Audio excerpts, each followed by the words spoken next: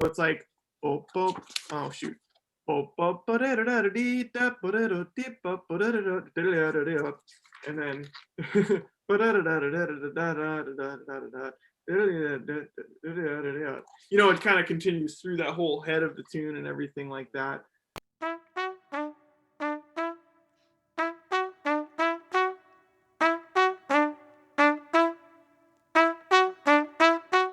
Hi, everyone. Welcome back to the Comics Cube. And we've got a treat for you today because Dave Chisholm is back talking about his book, Chasing the Bird, Charlie Parker in California.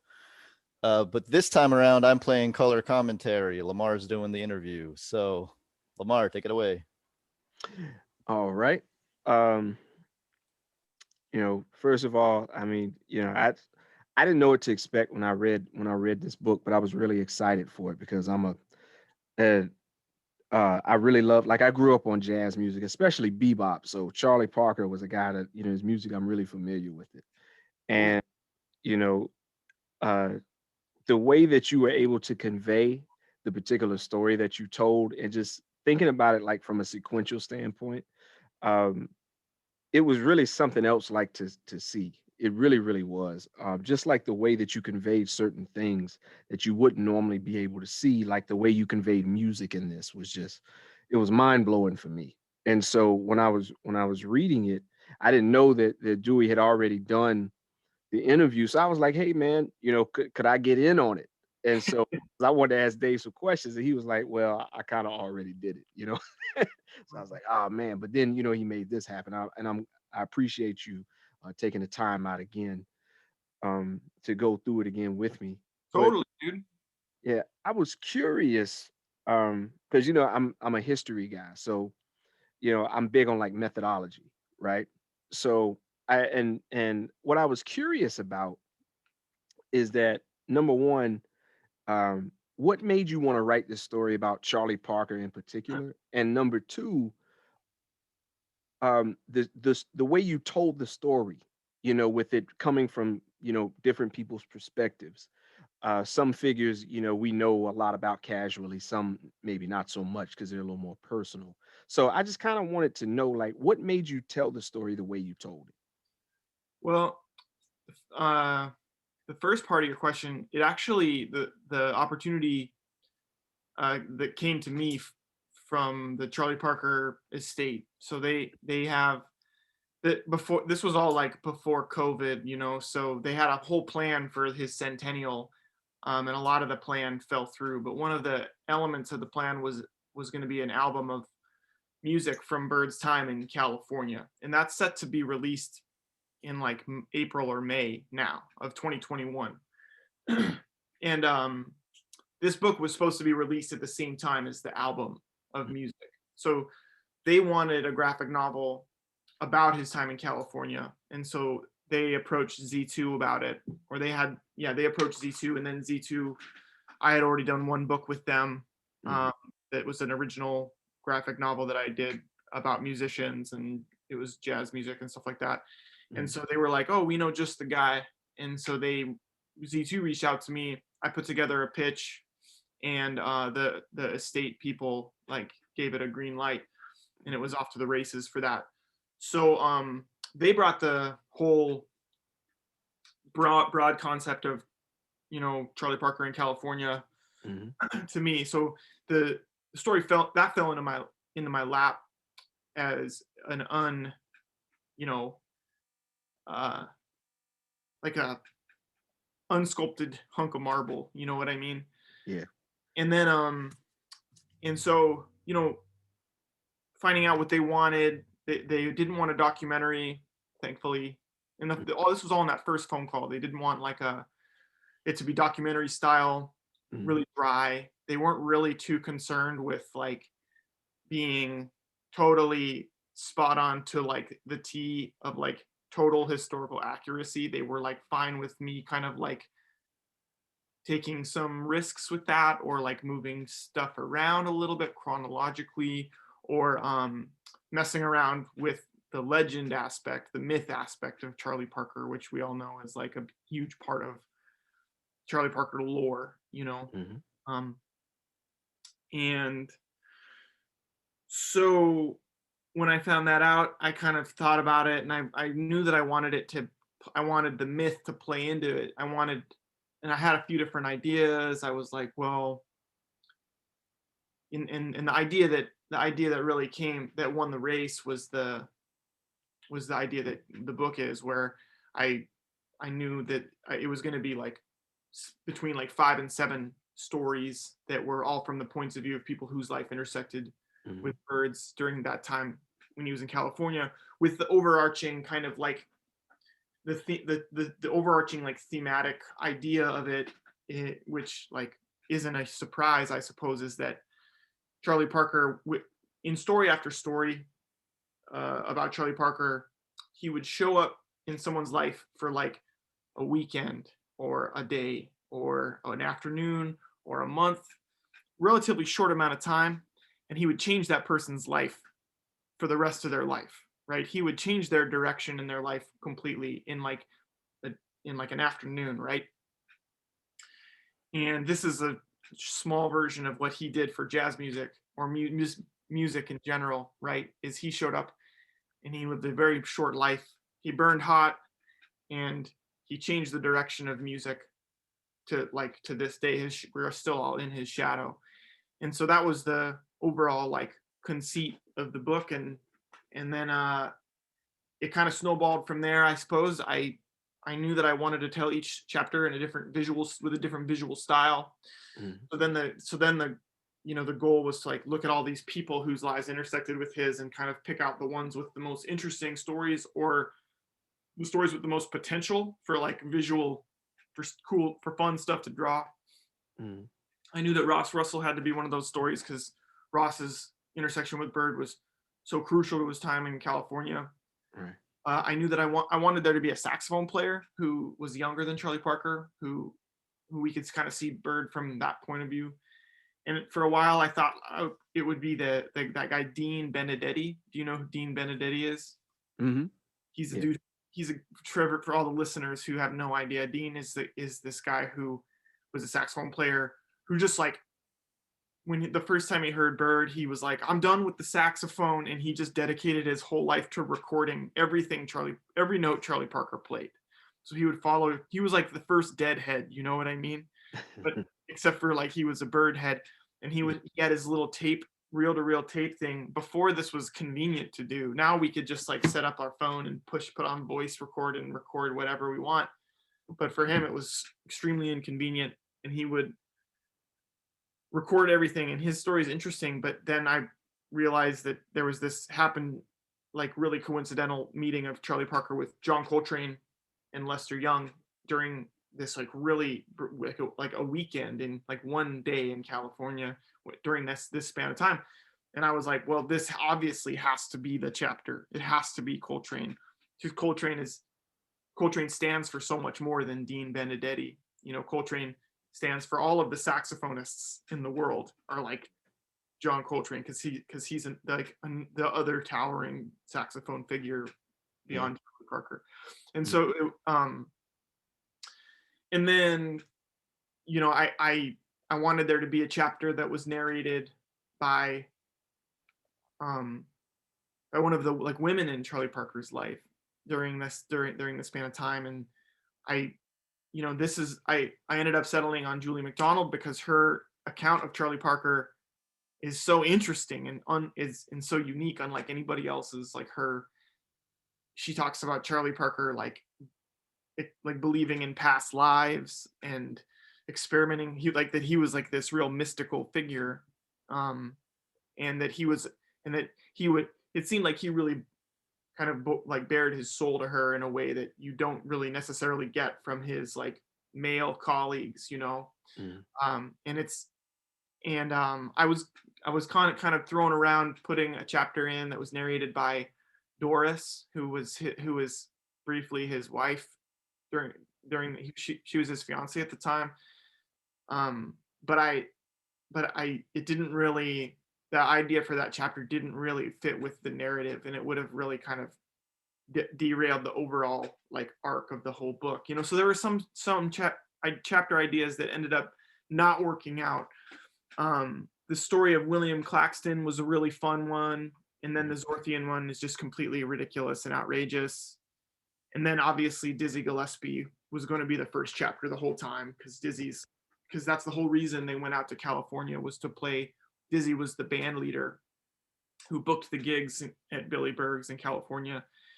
And yeah, and then once I had those, then it was like, then the next part of the process was kind of like, what's unique about each person's point of view for Charlie Parker? What's the chapter going to look like? What's the storytelling going to be like? You know, is it going to be super narrative, like narration heavy? Is it going to, what are the layouts look like on the page? What do the colors look like, and so on and so forth? And then it was a really intense process, man. It was awesome. Yeah, and I'm telling you, like the effort that you put into it shows, because like I didn't even know that, I knew that, you had worked with the estate on the stuff, but I didn't know the stuff about the centennial and stuff, because that stuff I didn't even look into because I wanted to wait until we were talking about it now. But when you read the book, it doesn't come off like something like that. It just sounds like somebody who's like, hey, I love Charlie Parker. I love his music. I think his life story is interesting. I want to tell a story, you Mhm. know. Yeah. And in order to do something, you have to. It takes a certain intangible thing, and you guys definitely did that. It's funny that you were talking about. You wanted to start with Dizzy Gillespie. The interesting thing about that is that Dizzy Gillespie, especially like as far as his personality, is like the polar opposite of Charlie Parker, because like the way his presence is like larger than life, like when he's performing or when he's talking. And but when you see someone like Charlie Parker, it's like he's almost like insular, you know, like the way, and but both of them, like Dizzy Gillespie also, like genius doesn't really do it when you try to describe him, and they're both like that, and they just kind of meshed together because of the music, you know, and especially leading off, it was really important to I think so, to have the actual music have a presence visually. Right. The things that were done in this book to visualize the music, because anybody, you could have just had a guy like reeling back playing the saxophone or whatever, Mhm. and just the notes coming out. But I was talking to Dewey about it, and I was like, this kind of looks like Jack Kirby, like Fourth World stuff, you know what I mean? So That's a nice compliment, man. I'll yeah, take yeah, it. it was just really powerful, and I wanted to ask you about that in particular. Was that something like that you were trying to go for, or is it just something that just kind of came out the way it came out? Before you answer that question, I have just one random question. If I asked 10 jazz musicians who was better between the two of them, how many would say which one?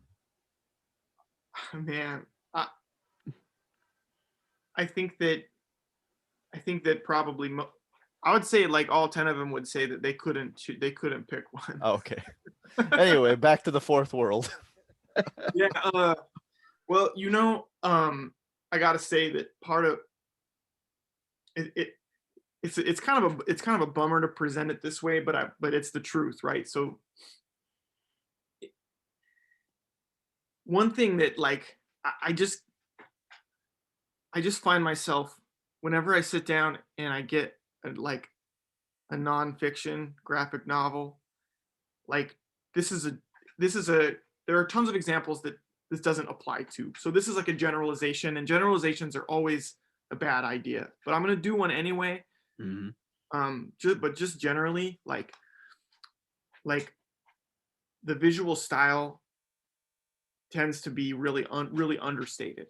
We'll put it. That's a nice way to put it. Mhm. So for me, like with this book, I was like, I don't want it to be understated all the time, right? I want to, with the way the music is depicted in the book,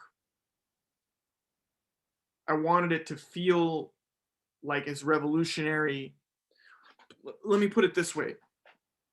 Our modern ears, 2021 ears, we don't really listen to Charlie Parker and hear the revolution in Charlie Parker, Mhm. because, you know, because every saxophone player in every crappy wedding band plays like watered down Charlie Parker licks, you know, when it's the jazz set, you know what I mean? Yeah. Like everyone is familiar with the language of bebop at this point, and the revolution of this language that Charlie Parker pioneered is lost on modern ears, you know?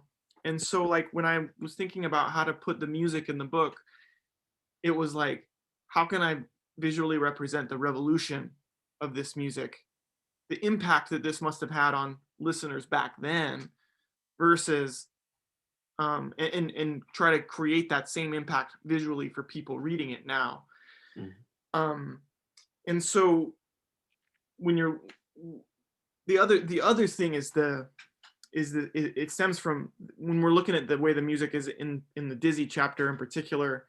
There's that quote from Charlie Parker that I'm gonna get wrong right now. I could look it up, but I'm just gonna like paraphrase it. And the quote is like, the you play your life out of your horn, Yeah. Mhm. right? Have you heard that quote before? Mm-hmm. And I was like, oh, that's really interesting. And so like if you notice in the book, when Charlie plays in that first chapter, the notes are always like magenta and like pink and Mm-hmm. like super hot, searing hot, like Blade Runner pink, right? Yeah. Mhm. I like the way you quote it better, because the actual quote is music is your own experience, your thoughts, your wisdom. If you don't live it, it won't come out of your horn.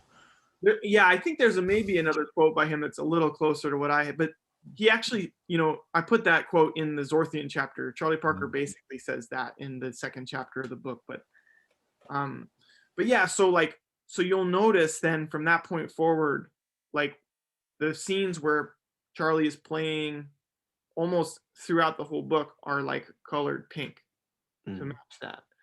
And then if you look in that Dizzy chapter, um, when we get Charlie's like life story and we see the big profile page, the big like Todd McFarlane like face and profile, Charlie Parker playing, and then the little panels of his like really truncated life story, those panels are colored pink too. So like this is his life coming out of his horn. So like it's a sort of a little meta. I mean, I almost wish I would have played with that a little bit more, but don't tell anybody that. You know, we're just gonna say it's perfect how it is. You know, um, I'm going to bleep out that whole part, and I'll be like, lip readers can figure out what Dave said. you can leave it all in. I don't care. And so, and then Dizzy's music is blue or like bluish green. You know, and like all of Dizzy's captions are that color as well. And so there's a little bit of like that, to make the notes coming out of Bird's horn look like comic book panels, like little squares, little panels, like this is life.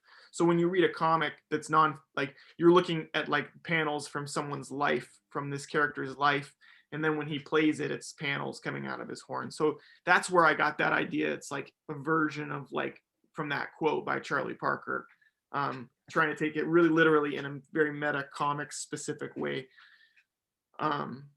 Yeah, and so it's a combination of those two things, like sort of pushing up against the typical nonfiction comic that's like really understated, really dry, really matter of fact with the visuals, to make something that feels like it could be, you know, next to Jack Kirby on the spinner rack, you know. Mhm. and then to and then to also to find kind of like really try to make it have some sort of meta symbolic context as well. Mhm. Okay. Yeah, and that makes a lot of sense because there's times like like what you were talking about the color palette, because there's times where like they'll be doing just mundane things like having a conversation or like setting up their instruments or something, and then just out of nowhere when the next panel is like them playing, and then it's just like boom, you Mhm. know and it comes off really well, uh, in the book, like because a lot of it when they're playing is just like a full page, with them kind of standing there and playing and stuff. So it comes off like a splash page, so you still, even though they're standing there, that vitality is still there. And I thought that was a really interesting way to approach it because it never really looks like they're just standing around. like when they're playing, you know what I mean? So you can almost, especially like me, like I watch a lot of like the concerts from back in the day, even though they're black and white. And that's the other thing. Like, even though a lot of the footage of them playing during those times was black and white, Mhm. you have all of this color there. And the vitality of their playing comes through in the art style and in the color palettes and things. It's really amazing. Y'all got to read this book, man. Seriously. I agree. I'll second that, because saxophone playing is not in a vacuum. It's not the most visually dynamic or opens its way to the most visually dynamic of poses. Especially if you compare it to things like the electric guitar or the drums but yeah, like exactly what LaMar said, it just kind of comes to life. Thanks so much, guys. Yeah, yeah. And like the opening, the other thing I wanted to ask you about real quick is like the opening part with the birds flying and you have the different quotes. Mm. This was the part really that reined me in, and I was like, okay, yeah, we got something here. When you use the Charles Mingus quote about if Charlie Parker was a gunslinger, there'd be a lot of dead copycats. Yeah. That's and once again, we talking about luminaries. Charles Mingus is definitely one of them. Oh Uh, yeah. and you know, Charlie Parker was a big influence on him, and he took it personally when he heard these people like, and they were just kind of like copying his style or whatever. And he always felt like they were like the great value version of Charlie Parker, you know. Mhm. And he wrote a song about it, Gunslinging Bird, which, and actually this particular quote was the original title of the song. And you can, even though he's a bass player, you can hear a lot of Charlie Parker Totally. in You know his. what's crazy is, so I have my doctorate from in jazz trumpet, right? Okay. And one of my recitals for my doctorate, we played all Mingus. It was only Mingus, so that was what I wanted the music to be. And the first song we did was "Gunslinging Bird." So Wow. it's like, you can hear it on my website. Everyone can go. It's for that whole concert's free on my website. It's the band is really killer, so you should go check it out. Anyway, sorry to interrupt. No, no, no, no, no. You good? Yeah, I'm glad Dave you. is on Spotify, people. That one's not on Spotify though. In Yeah. general, though, Dave is on Spotify. Mhm. Yeah. So, and I noticed in this first one, when we first see Charlie Parker, there's this, like the people that are looking at him and stuff, and like in the club scene when they're waiting for him to perform, like the setup piece, it's washed in like purple and things like that. So, I always kind of think, we associate purple with like royalty a lot of the times, Hmm. you know, and even when we go back into ancient Kemet, Ptah was associated with the color purple, so, and Ptah, of course, is all about like imagination and creativity and things like that. So that was a connection that I made just flipping through, when I was reading it. And that's of course before we get to the Dizzy Gillespie part. And Right, right. yeah, I thought that was an excellent choice. It was really, really interesting as far as the color palette. It was an interesting choice, you know. Thanks, man. Yeah, that one, that was that for that intro. That was all. I think Pete's the guy who did the colors for like, he colored the intro, the Dizzy chapter, Zorthian chapters 1, 2, 3, and 4, Dizzy, Zorthian, Claxton, and Julie McDonald, and then Mm. I colored the rest of it. Oh, okay. And so when we would talk about the colors in the opening chapter, we would call it the default color palette. Mhm. And I don't even remember how we settled on having such a purple palette for that, but Mhm. but maybe there was some sort of subconscious thing at work, looking for like that royal color for this dude who was like the king of this music. Oh yeah, yeah, no question. And it speaks to like what you were saying about how, sometimes after time passes, we tend to take certain people for granted, you know, and he's definitely like one of those people. Like that whole era, those musicians. Like I'll also add like Max Roach in, for example, you know, Totally. or like Thelonious Monk, who he's another one when you talk about like rehearsing and stuff. Like he would always say that, you know, they didn't really rehearse a lot when you played with him, because he would say every time you play in your instrument you're rehearsing. So you know, so like just that whole era, there was so much creativity coming out of that era, and like everything after them changed, you Mhm. know. And so you have this paradigm shift, because you know, like before that, you have, you know, like the big band stuff, like, which I also love, like, you know, Duke Ellington is one of my favorites, and of course Louis Armstrong. Mhm. And it's funny we're talking about this, because I was telling Dewey when we talked about it before, Charles Mingus is the only person that Duke Ellington fired himself. Yeah, that's a hell of a story, man. Yeah, yeah, it is. If maybe someday the Mingus estate will hit me up and I'll do a graphic novel of Mingus. I would love that so Oh much. man, yeah, yeah, yeah. That would be fantastic. He was a really interesting guy. We'll clip that and send it to the Mingus estate. There you Oh, go. the Mingus estate is one person, man. It's one person. Yeah. It's Sue Mingus. Hmm. She's the boss. So yeah, man. Yep. Well, yeah. And that's a heck of a story. He like punched or he got in a fight with Juan Teasel, the trombone player, right? Hmm. That's funny, man. Yep. And he messed up his mouth so bad because he hit him so hard. He lost a register, that top register with the trumpet, because his embouchure was messed up. That'll do it, man. You don't want to get hit in the face if you're a brass player, that's for sure, man. Yeah, definitely. And this part, the part with my man Claxton, I wanted to ask you how much of that was based in reality. Is there any like particular thing in that whole bit that, you know, you kind of added on to, or, you know, like, and I was curious about that, because it was really hard to kind of like tell, you know, where the storytelling begins and the true stuff, you know.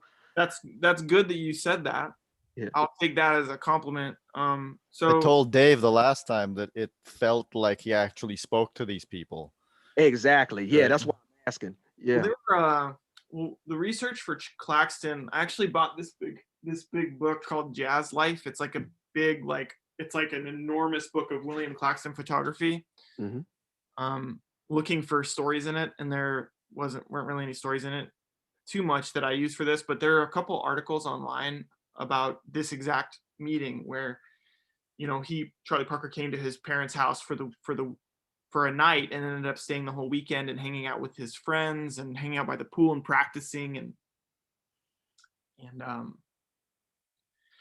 and you know, probably missing some gigs, but just kind of like enjoying, I guess, this like quiet suburban Hmm. situation, like with all these like like early 20, like late teen, early 20s kids. Hmm. And the bit in so going through that chapter bit by bit, uh Miles Davis did make fun of William Claxton's name, so that's real. Hmm. Called him Clax and said it sounded like a toilet cleaner. Yeah. That's a real thing that happened. They you know, got in the car and they couldn't find food, and William was like, let's drive 45 minutes and we'll go to my parents' house, and my mom has left some food for the weekend, right? Mm. That happened. He stayed all weekend. The so like pause that and set that aside. When I got this gig to do this book, I kind of like knew that I had a responsibility to not shy away from certain topics, right? Mhm. Like it's a story about Charlie Parker, so you can't ignore the fact that he had substance abuse problems. It's a big, scary topic that you can't ignore. You can be artful about it, and you can be sensitive about it. So that's one. The other one is his kind of like infidelity, his kind of like sex addictions and whatever else, and then finally the biggest topic is the topic of race. And there have been too many jazz pieces of media that have come out, like jazz movies that have come out and whatever, where they don't even breach the topic of race, right? Like Whiplash and La La Land, they don't even talk about the fact that this music comes out of like the Black American experience, and that's not cool, right? Like, how are you going to put out a jazz thing? And in Whiplash, they don't even say the word improvisation in the whole movie. It's crazy, right? That's as cultural appropriate as it gets, doesn't it? I mean, I Like, think the tricky thing about cultural appropriation with jazz music is that it's almost like jazz music is almost like open source code. You know what I mean? Yeah. It's an open door, and it's always been an open door since it was first recorded. You know what I mean? And so like that means that like the first generation of Black musicians that recorded this music and played it and got it out in the world, and then Louis Armstrong came and like blew it up and became like the biggest artist in the whole world, and the music is spread everywhere. That you can be like a guitar player in France and hear that music and learn it like from the source, right? And so like when Django Reinhardt plays jazz guitar, this French like gypsy dude, is it cultural appropriation, or is he taking something, this kind of music that he like loves, and then interpreting it his own way? It's hard. I mean, it's this whole conversation around cultural appropriation is really difficult to unpack jazz music as a whole and the whole history of this music. And so I mean, for something like La La Land to do that and never ever even mention it's wild, right? Its Black roots is so like I knew doing this book that I couldn't, like, on one hand I knew that I had to like have the topic of race come up in a really overt way at some point in this span of this whole book, even though it's kind of a specter that hangs over the whole narrative, right? The whole narrative, it's something like Dizzy mentions it overtly or not overtly, or not. Dizzy, in the Dizzy chapter, it comes up a little bit. In the Zorthian chapter, Zorthian mentions like his own biases, and like within like 4 pages of the chapter, when we look at like and then when we get to the Claxton chapter, I was like, well, this is going to be the chapter where I can really speak to race in a way that is a bit more authentic to my like experience as like, like a liberal like white guy. Because when you look at Zorthian, or not Zorthian, when you look at William Claxton, he's this like liberal white guy who wants to be a force of good, and he kind of gets like, he kind of is sort of like stuck in this. There's that conversation by the swimming pool that they have together, and so like, so full disclosure, that scene was just from my imagination. And I know that the language in that scene is way more contemporary probably than what they would have talked about, if they would have talked at all about race, which I honestly kind of doubt that they would have in that moment. But it felt like a necessary thing that had to be in the book. And this was a way to show that interaction from the point of view of William Claxton, of this like, like white guy who means well, but doesn't really know what the hell he's doing in terms of like making a difference, making an impact. The whole thing kind of like touches on casual racism, which I feel is it's always been around, but I feel it's a newer thing to talk about. Yeah. I mean, at least in pop culture and in monoculture, like in the culture, capital C culture, but you kind of like, when you read accounts from these musicians from back then, like Art Blakey and all, there's some pretty like long interviews with like Art Blakey Mhm. and Dizzy Gillespie and all this stuff. Like it was definitely there for them, and it's like, of course it was there for them. Like it's there now. Yeah. It was there then. I mean, we've progressed somewhat, but so I don't know. Have you seen Last Week? yeah. Oh gosh, yeah. It's been a week, man. That's for damn sure. Hmm. So yeah, man. I mean, I hope that answers your question. It Uh, it does. Yeah, it does. Cause like I would have never like have guessed that the whole thing, like you said, you pretty much came up with it for the book. But because I can imagine like Charlie Parker, like if Claxton would have want to talk about it, I can imagine him being like, "Man, I just came here to eat, get some rest, man, and I play a little bit. I don't want to talk about all that." Because yeah, as a black person, it does get, sometimes you just don't have it in you, right? Because it can be draining sometimes. But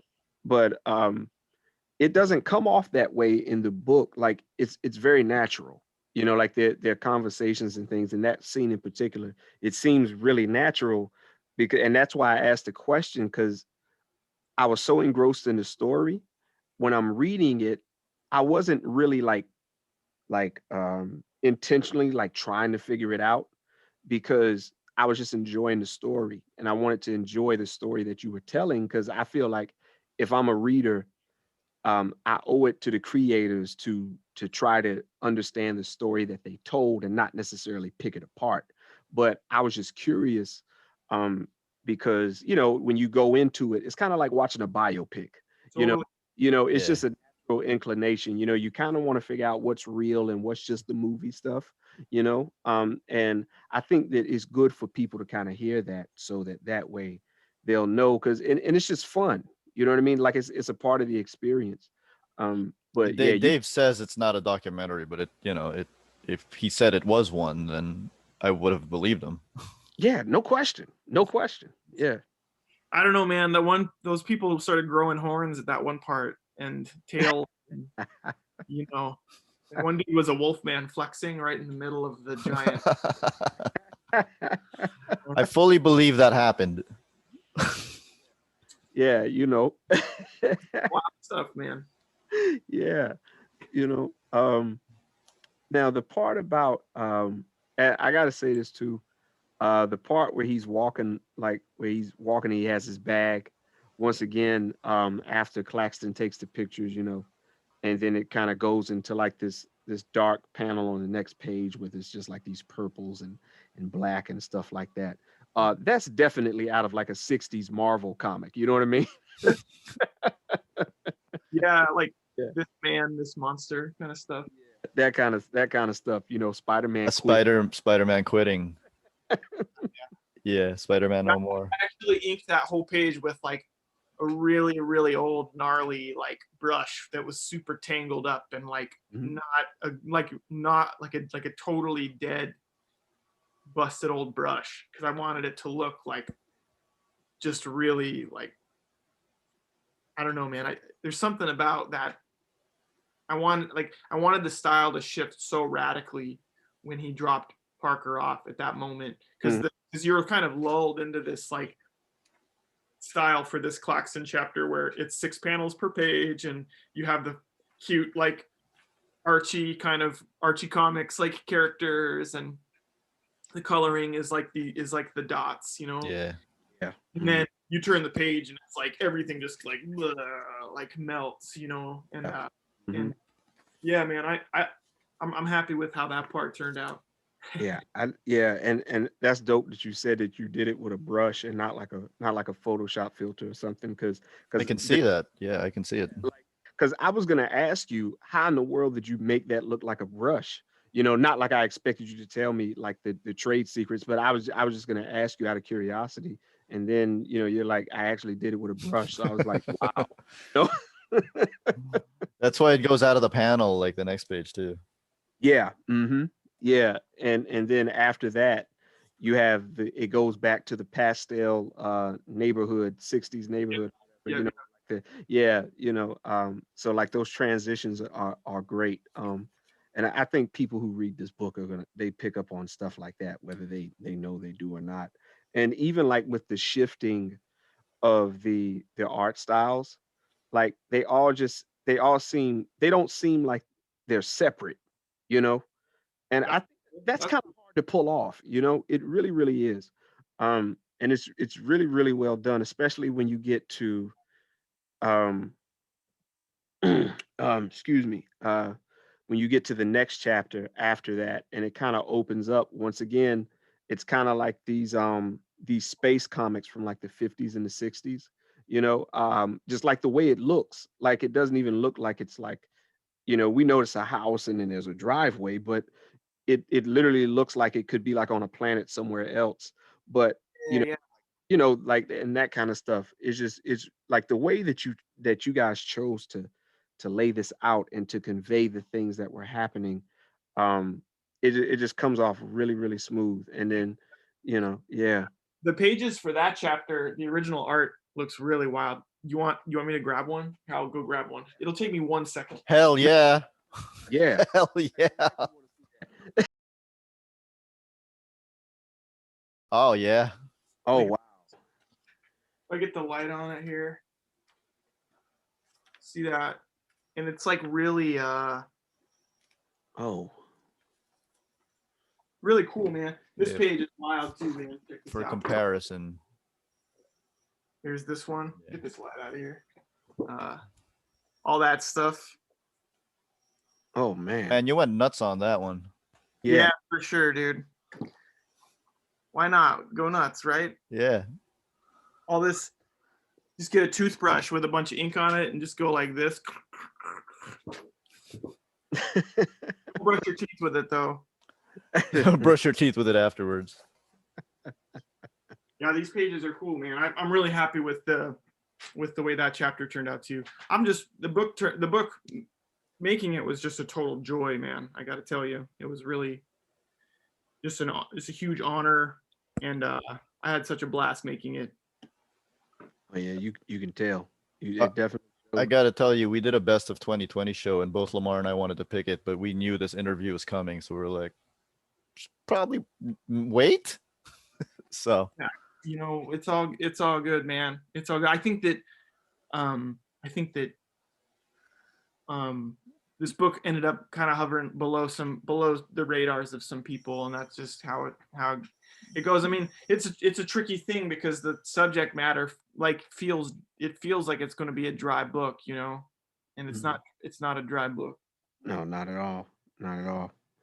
And because like you said, it doesn't feel like you're reading a like a documentary with still pictures, right? It doesn't feel like that. Like Dewey said, it feels like you were literally sitting down with these people and listening to them talking and writing as they were talking, you know? Um, It's a huge compliment, you guys. I appreciate that so much. yeah, no doubt, man. And I was gonna ask you about this particular chapter. Um, the dialogue between the two of them, Mhm. it's really like at times it's like it's playful, and then at times it's intense, and then at times it's kind of, especially on the part of Bird, it's kind of apathetic, you know. Mhm. um um or I was curious as to how you went about like compiling the content for this particular part. um like was and I know you work with the estate and stuff like that, but like going through all of those changes, like it's like if you were to ask somebody like how this went and they were sitting there, some stuff they probably would have just been like, nah, I don't want to talk about that, right? Yeah. To You be honest with you, let's see, where is it? There's this book. This book I used quite a bit as like a reference. You can see like all the pages I have folded. Mhm. and that cover is straight up from one of your Oh panels. yeah, Yeah. Yeah, towards the end of yeah. the book, the one you showed with the earlier with the line page right in the middle of the thing, right? Yeah, I was telling Dave, LaMar, as cool as it is to see it on as cool as it is to see these things on print, and this like you kind of lose something in the middle there because of the spine.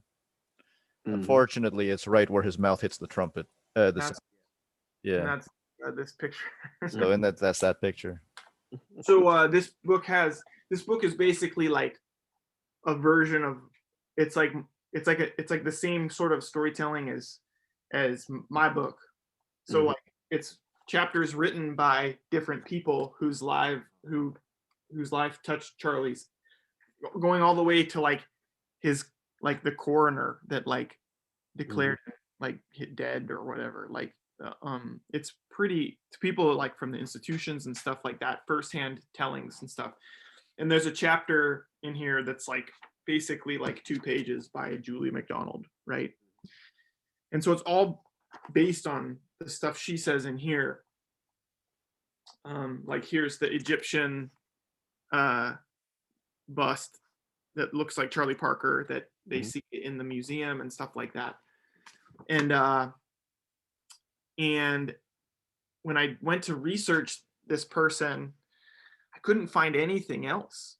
Mhm. I couldn't find anything else other than this chapter in this book, right? And so a few other things from other Charlie Parker books that clearly reference this book. This is like it. I couldn't like she was a sculptor and she like had some renown. The only other thing I could find was that she like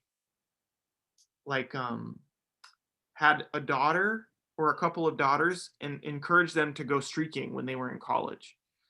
Like so she was kind of like this sort of Of course.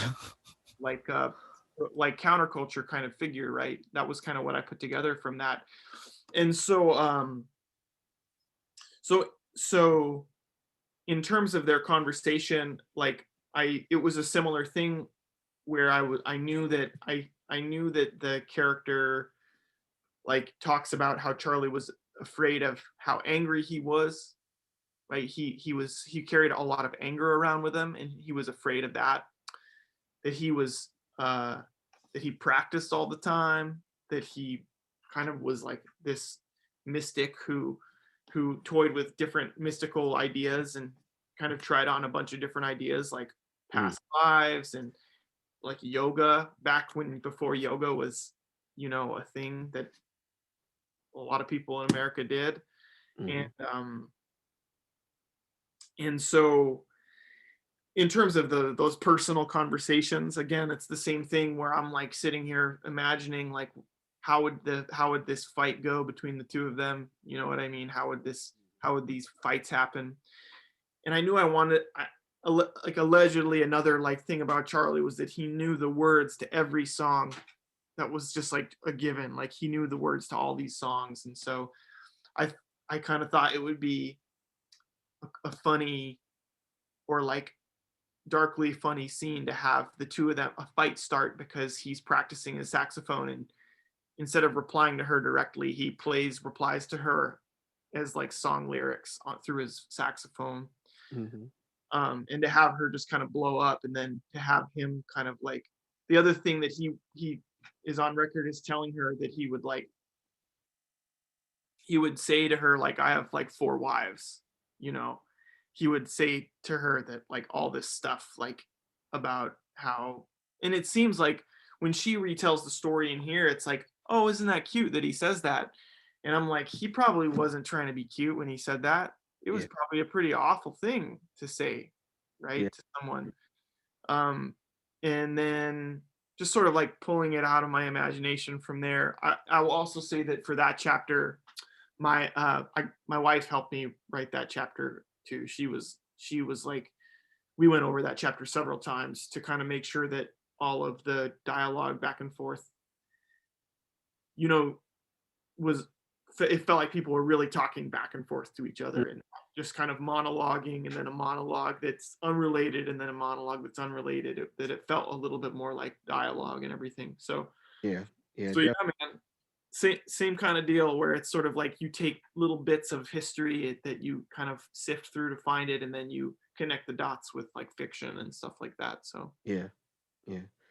Yeah. And it comes off really, really well. And this part, where they're in the museum mm, and he sees the bust of the Nisut, which is, for those of you who don't know, the Nisut is the proper term for the ruler of Kemet. You know, a lot of people say Pharaoh, but that's a Greek word. But you know, just that particular part that resonated with me quite a bit because I give tours in the museum here, and sometimes when I'm in there around the artifacts and stuff, I feel the same way that he felt in this particular part where he's just like, yeah, I gotta go, man, because I can't take it, you Mm. know, and it really makes you feel like that. And in the museum here, there's actually a case that has a body in it, and so sometimes I'll be given a tour or something, and I'll kind of have to step away because I'm like, man, listen, um, my ancestor is in here, you know, and it kind of hits you sometimes. And like the way you did it with like the color palette and the hanging body over his eye and you know things like that. And this is and the reason why I was asking you about the ways you did this is because these moments like this, you captured them so well. Like if I didn't know any better, I would think you went through it, you know? And so that was the reason why I was asking you about like, you know, how you managed to do that because I was just looking for the insight on it because I was like, I wouldn't even know where to start to do something like that if I was trying to describe something that I didn't have that intimate knowledge of, you Yeah. know? Yeah. Yeah, man. I think well, that's really that's heavy, man. I mean, I don't even I'm not I mean that I'm like I said before, it means a lot to me that it connected that way and that it came across that way. Like that's really like um yeah, I mean it's I don't know I don't know the right way to put it, you know, because I could say like, oh, that's cool to hear, but like cool is like such a stupid word, you know what I mean?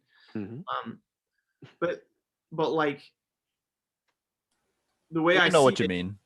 the way I see it is that like my my job in this kind of like as like an author, as like this someone trying to tell a story, the job of any storyteller is to like empathize or find a way to empathize in some way, you know what I mean? And and and I think just like going over these scenes over and over again, these scenarios, I guess, over and over again in my head, trying to say like you know, you have this like this extreme intellect in Charlie Parker, this person whose brain was like a, a jet engine that was like on 100% all the time, like um you know, like this total genius who was clearly an obsessive person. On top of that, he's a black dude living in America during a time when like lynchings were like very much a thing that were like not like commonplace everywhere, but more common than they ever like sickeningly common, right? Hmm. And and on top of that, there's all of the what we would nowadays would call like microaggressions that he must have been dealing with constantly. And to have a brain that's like that supercharged in combination with all of that stuff, the dude must have just been exhausted all the time. Yeah. And the one thing that I realized reading this book and all of the accounts from the other like jazz musicians, in particular the other like black jazz musicians from the time, is that they were like Charlie just wanted to like escape and just to relax. That's it. He just wanted a way to like exit, you know, the tort, like the kind of like exhaustion. Like it's not even so much like just pain or just sorrow or just bad things. It was also like the exhaustion of being like this genius who Hmm. like retained everything. Yeah. you know. And so I'm looking at that, and I'm reading about her account of Charlie Parker seeing this like bust, you know, this statue, and I'm like, he's of course going to draw the line, connect that dots of that to like right now, to like hit to his now in that moment, you know, Mhm. and say like, man, what's and so I suppose this is just me like trying to find a way to empathize, trying to find a way to understand. Uh, and yeah, man, I think like I think making this book did like change me a little bit too. You know, it kind of like Mhm.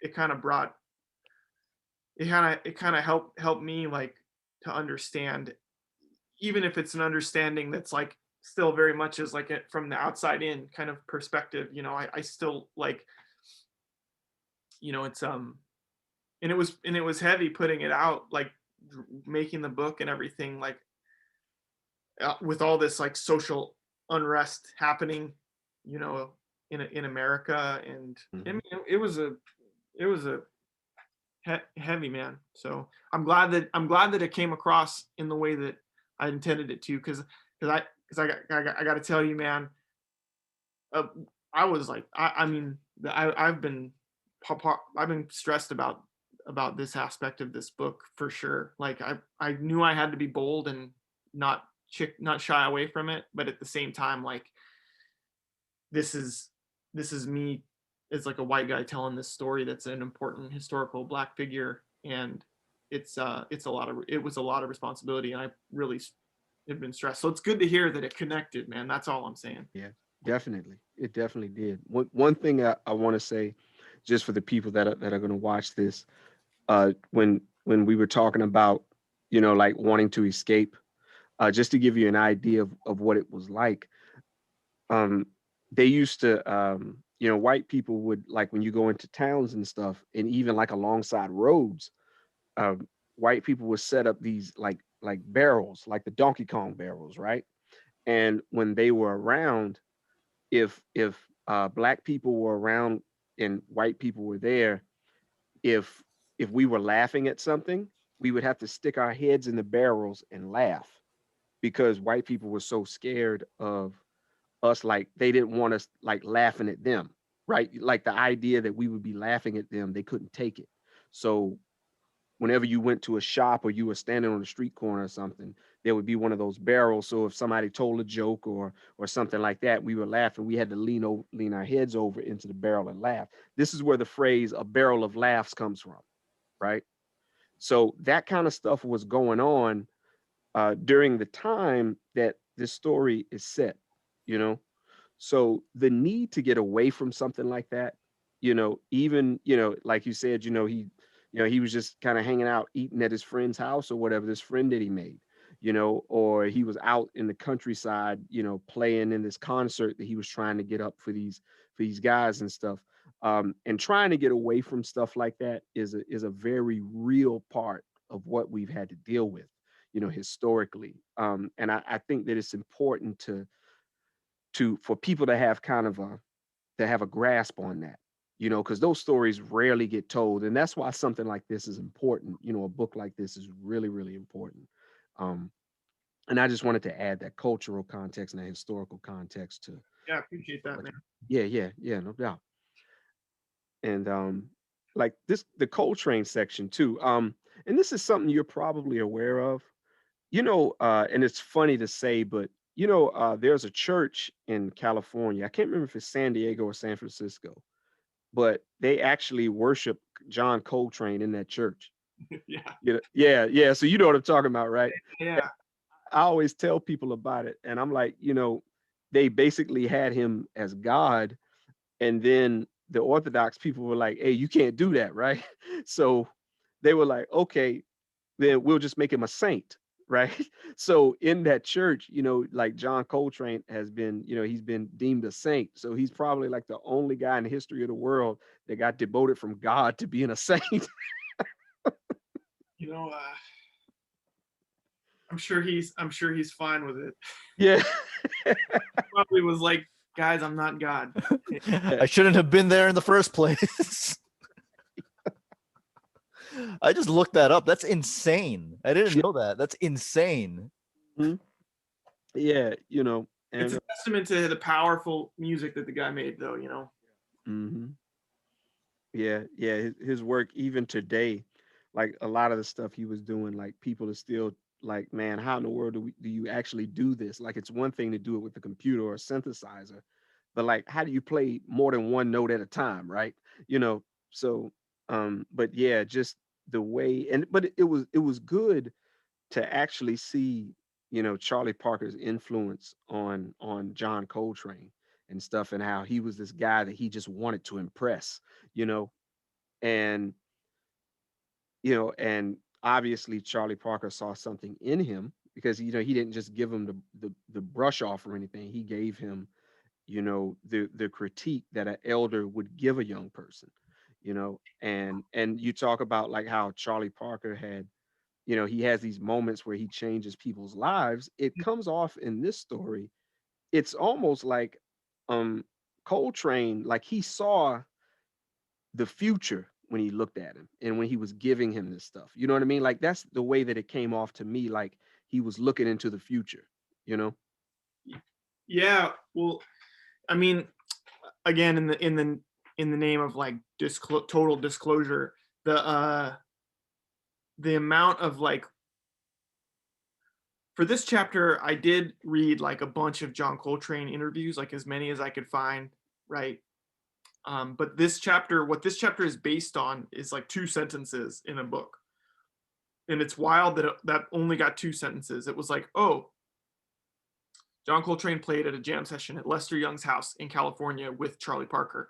And I'm like, how can you not write more about that? How can that only get that much real estate in your book and it's not in any other book? And Stanley Crouch, rest in peace, didn't get to finish his Charlie Parker multi-volume Charlie Parker biography. Like, Mhm.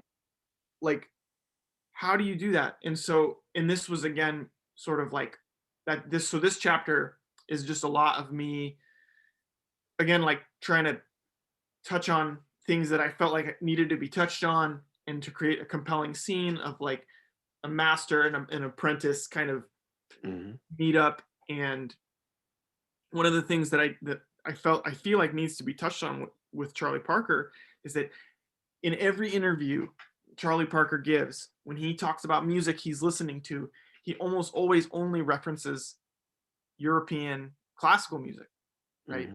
And it's wild that he like the and I'm looking at this and I'm like, what would someone like Coltrane think of this, like, dude just referencing this only European classical music? The other thing that's really interesting is there's a blog called Do the Math by Ethan Iverson. Have you ever checked out Ethan Iverson's blog? He's a jazz piano player who has this like long running blog, and he interviews amazing people. So there's an interview with Wayne Shorter on Ethan Iverson's blog, and Wayne Shorter, for those of you who are listening, is like he's pretty old. He's like in his 80s now. Maybe he's pushing 90 now. Mhm. Jazz saxophone player who started playing with Art Blakey back in like the early 60s, late 50s, early 60s, and then eventually played with Miles Davis and blah, blah, blah, Herbie Hancock, and sort of has his own incredible career and is still making amazing music. And in this interview, he talks about this woman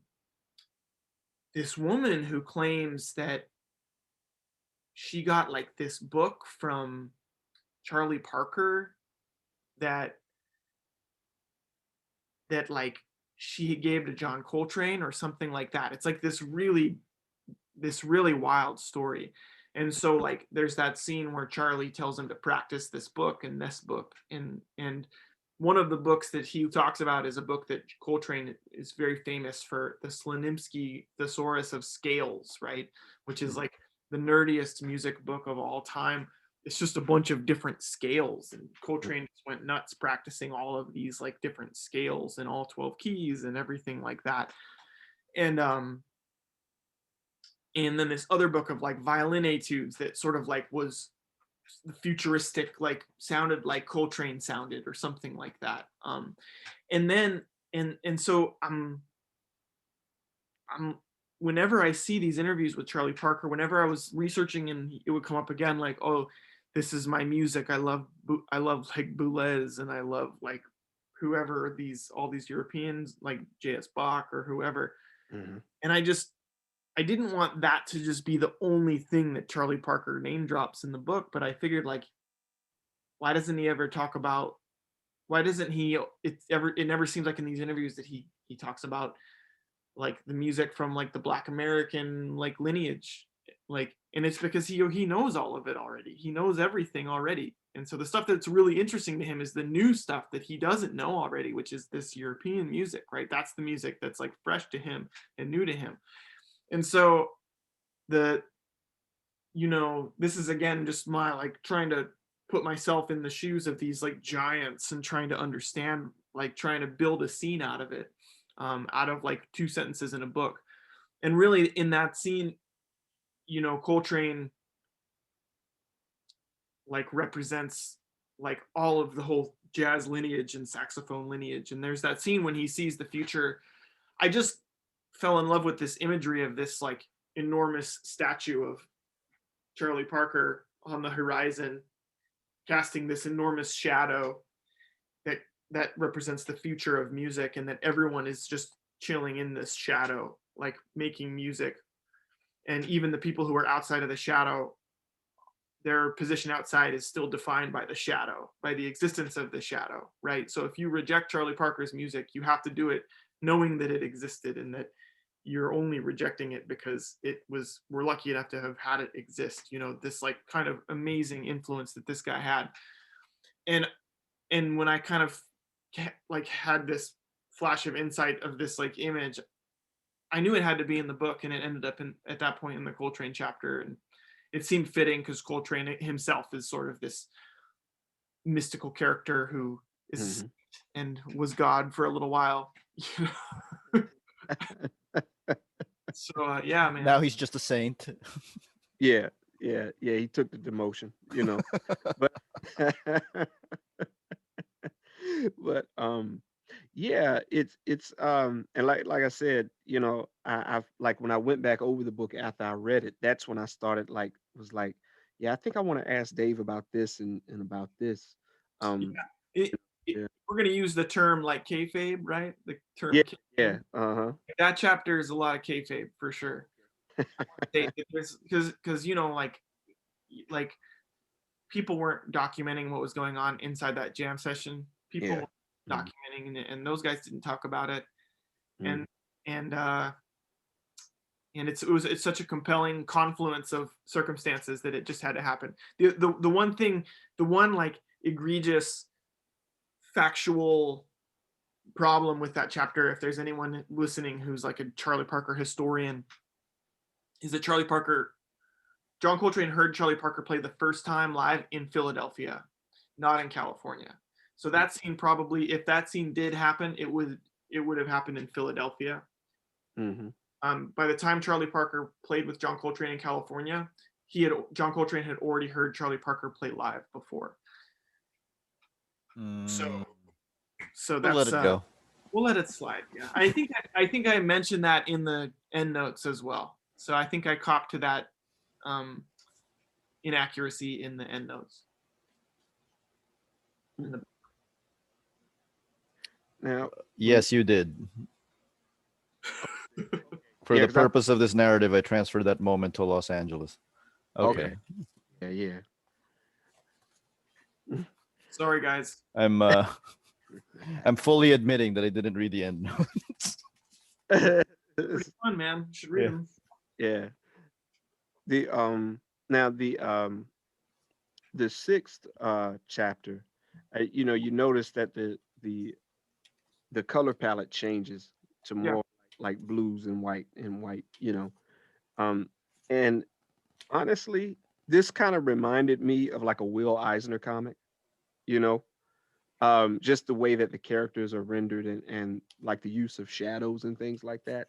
And I just think it's interesting, like how these transitions with the color palette and even the art styles, because they change, and it all like it comes together in a way that you can tell like the same person did it because you have that like thematic unity, but at the same time, the renderings are different enough to where they stick out, but nothing's ever out of place. And for those of you who like don't do this kind of stuff, that's really hard to pull off, right? And have it look good, because people try it all the time and it just doesn't work.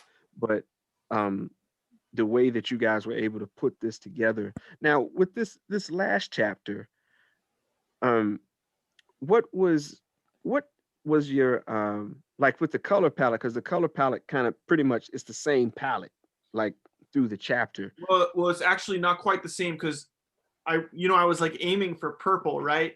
Yeah. So if Uh-huh. you go to like the color wheel, like blue is right next to purple, and then it starts on blue and then goes all the way around the color wheel and then ends on purple. So Yeah. it starts blue and then there's a little bit that's like a kind of greenish blue, and Mhm. then it goes to this kind of gross yellow color. Yeah. It's the orange bit when the fire happens, Yep. and then it's red when he's in when we see where Parker is like hell is when we find him, and then it goes to purple when it approaches the end of the chapter, and then when the chapter ends, it goes to the scene at the club where it's like full color but still kind of purpley, I guess. Yeah, and I was just gonna ask you if that was something that was conscious, because I mean it's clear, because they, it changes throughout, but I didn't know if that was something that you were just strictly going by the color wheel.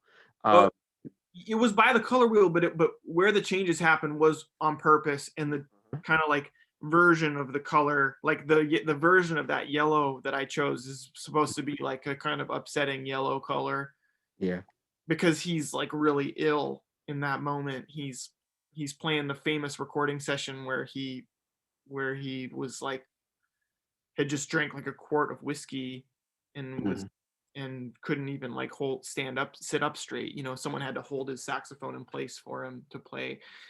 And the orange change over to orange happens to was deliberately put there to coincide with the fire that happens, the mhm. fire. And so those shifts, like it does just follow the color wheel, but where they happen was I did my best to try to make it have some kind of extra connotation so that it wasn't just arbitrary, so that Mhm. it fit the story. Okay, yeah, and one another thing I want to ask you too, the panels that you have in there, like for example, the one where the building's on fire and he's in there like knocked out or whatever, and they Mm. kind of kick the door in.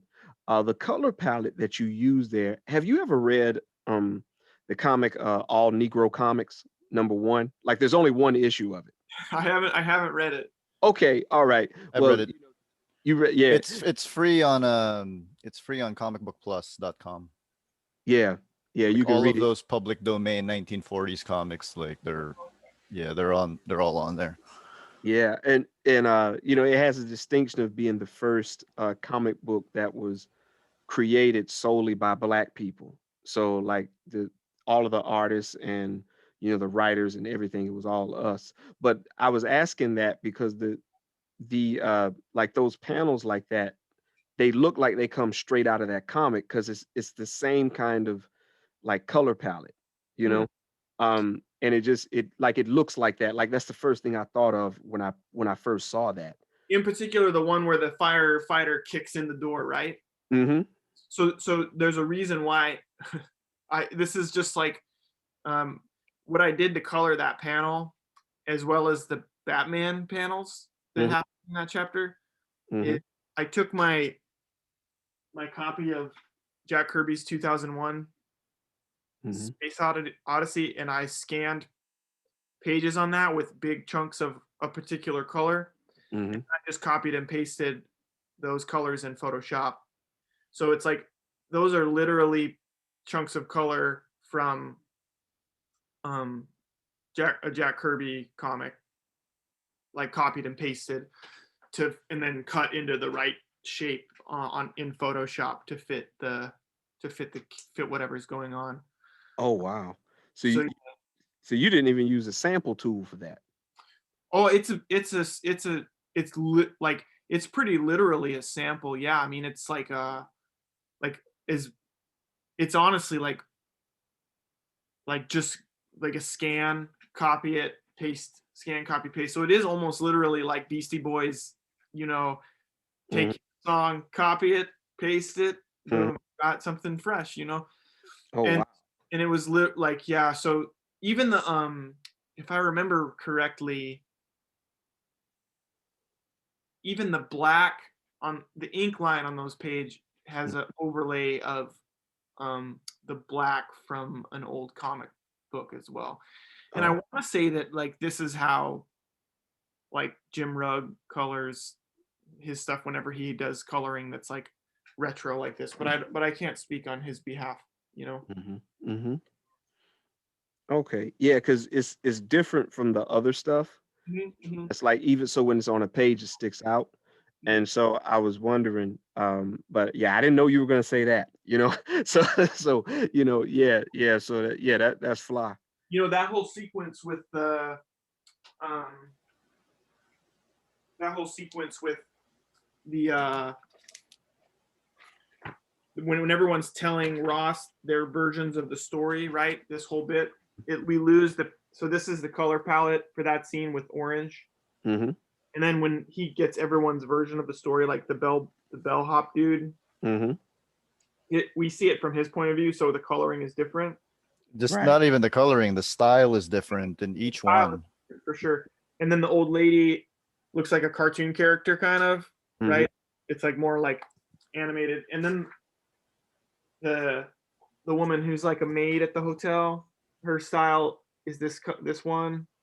The cop for the policeman, I tried to copy the style of like fascist posters, right? Yeah, yeah. Cops look like heroes here, and Charlie is just like he doesn't even have a face, Yeah. right? Kind of the way a cop would see like a black dude, like he doesn't he's barely even a person, right? He's just this thing that gets arrested. And then the Great as fireman, that is, Dave, I kind of hate that that still applies today. it's yeah, the fireman sees himself as like the hero, right? So he gets like the Jack Kirby hmm comic book treatment, even though I don't think was Jack Kirby making comics in 1940 whatever. Anyway, I mean, he was, yeah, because he created Captain America in 41, okay, but cool. he was not anywhere near as prolific as he would become. And then there's this little dude here who's kind of like the conspiratorial thinker, and he's talking about how the cops beat him up and rolled him up in a rug. And for this panel, this one, all these colors were copied and pasted from Watchmen. Oh, Oh, I And see. I tried to make the dude look the wounds on his face here look like when Rorschach gets beat up by the cops in Watchmen. oh, So, okay. but no one would has seen that yet. No one. I don't think I was overt enough with all that stuff for anyone to see it. But it's still fun. It still turned out cool.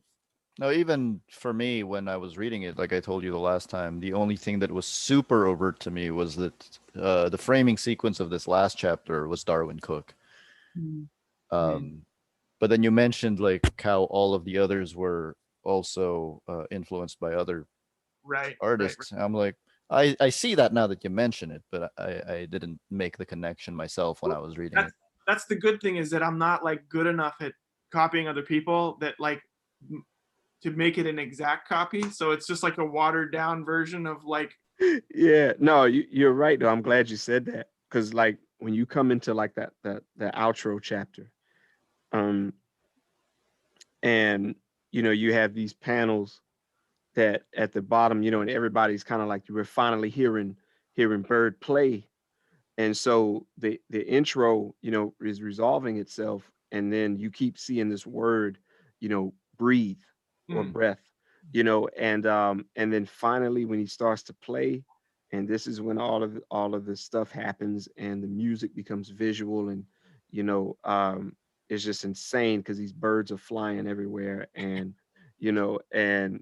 it's like it's amazing. Like I'm sitting here scrolling through it now, and then like when it pans out on the crowd, and you have like the pink blocks and things like that, and it's washed in purple, you know what I mean, and all of that. It's amazing, so I wanted to ask you, what was your inspiration for doing it that way? Because it reminds me kind of like the contemporary like Green Lantern comics, so that when the lanterns are using their powers, you have this energy that kind of like comes up off them, you know what I mean? And it's like there's whatever symbol they wear, it's kind of like a repeating pattern. So it kind of made me think about that with the birds and stuff. So um what was and then of course, the panel that shows like the image from the book that you put up, and I put that book in my queue too, so I'm gonna cop that book. But um how did you come up with that, with the visuals, with the birds and stuff, with the blocks? You know, I this was like the part of the book that was like I was the most scared because every page of script had to be approved by the Parker estate. Mhm. Um, so I would send them like a chapter and then send them another chapter and send them and just send them chapters. And when I got to this last chapter, I was like, I want there to be 18 pages, 9 consecutive double page spreads of just birds flying around when he plays saxophone. Mhm. And so in order to do that, I had to like, well, that wasn't really so it says this in the end notes that this whole sequence is meant to coordinate with the like follow rhythmically with Charlie Parker's playing on Relaxin' at Camarillo, right? Mhm. So if you can follow along, it works okay. Um, like each spread is 4 measures of music, so it does go by pretty fast. Mhm. Um, but if you look, Yeah, I tried doing it and I got lost because it was so fast. so it's like oh shoot.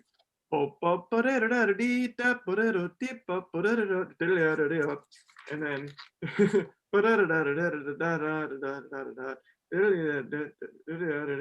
it kind of continues through that whole head of the tune and everything like that. Mhm. And but really what this is not meant to be read while listening to it, right? It's meant to be like a visual kind of like take that music, freeze it in time, put it on some comic pages. You know what I mean? It's meant to be like a visual symbolic representation of what Charlie Parker was playing in that music. Mhm. And like and that's how it started. And then I did like a bunch of sketchbook drawings trying to like organize these panels in a way that like made sense for what the idea is and then also looked cool, like looked good. And then with the double page spreads, trying to give it all some overarching camera movement. So first we start on Charlie's face and then slowly pan out, and then we swing around to the front of the club, and then we turn in and the camera twists and ends up flying into his eyeball, right? And so then when I pitched the script to the estate, I just pitched them my sketchbook pages. I didn't even write anything in it. I was like, here's the next 18 pages. And it was like all of this. And thankfully they approved it because I think the other solution that I had for this part of the script wasn't nearly as compelling as what is in the book. I think that's my favorite part of the book for sure, is the Mhm. at the end where he's playing with the band at the club. It just turned out so cool. I gotta ask Dave. The bird has been associated with Charlie Parker since forever, obviously. So did that just open up the visual opportunities for you, or did you feel obligated to work in birds as visual images? I mean, I think it was just an obvious choice and a compelling choice and a fitting choice. So I think it just works really well. It's a I mean, It yeah, that's it. I mean, it kind of was went just hand in hand, right? yeah, and I tried not to overuse it. Like I think it wouldn't have been effective at the end if every time he played saxophone, birds were flying around, right? Yeah. Mhm. But to just put that only at the end for this kind of culminating performance made it like more effective that way. You know, this idea like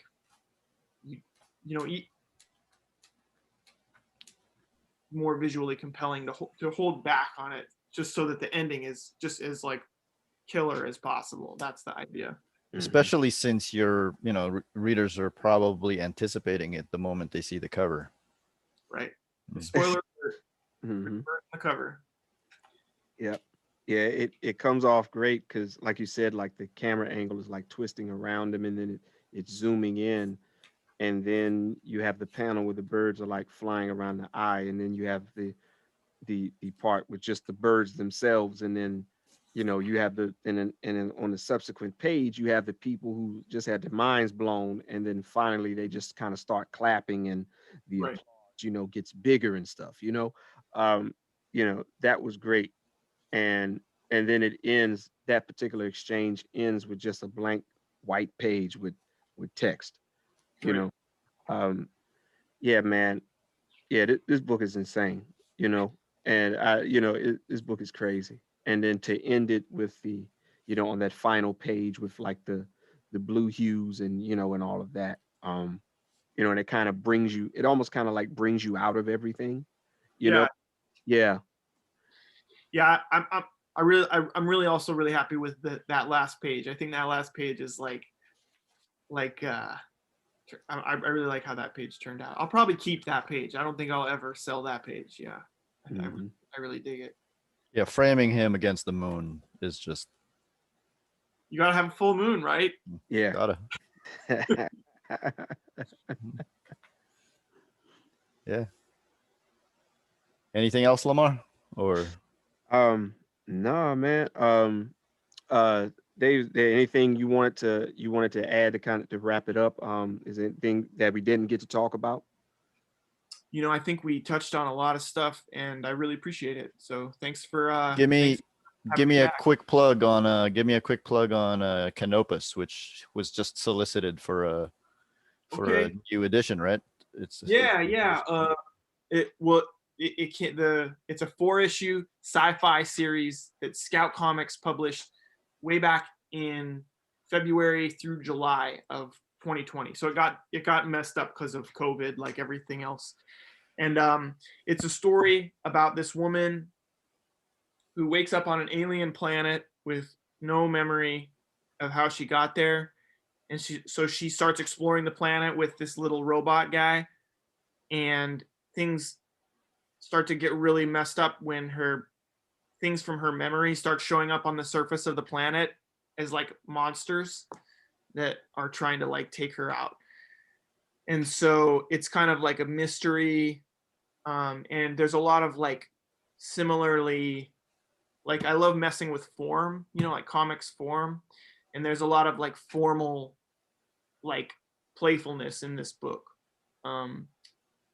So yeah, and I am really happy with how that book turned out too. And I don't know if it's been officially announced, but the page is up on Amazon anyway, that the book I think is coming out in July. The collected edition of Canopus is coming out in July. And I'm going to try to throw as many extras in there as I can. It's hard because I'm actually also writing and drawing my next book right now. And so you can't talk about it yet, right? I still can't talk about it, unfortunately. Okay. So like trying to find time to like dig through all my stuff to find all the extras for like Canopus for the trade paperback and scan them while I'm working. I'm trying to juggle all kinds of different things, and I'm teaching and all this other stuff too. But yeah, it's gonna be it's gonna be really good, man. I'm really psyched about it. Awesome. Thanks for coming back to the show, Dave. Thanks for having me. That was great. Yeah, much appreciated, man. Y'all go and get Chasing the Bird, man. It's a fantastic book. If you like comics, it's great. If you're into music or jazz, it's great. I want to go get this entire book tattooed on me tonight. Yeah, that's a bad idea. Wear a mask if you do. Links below.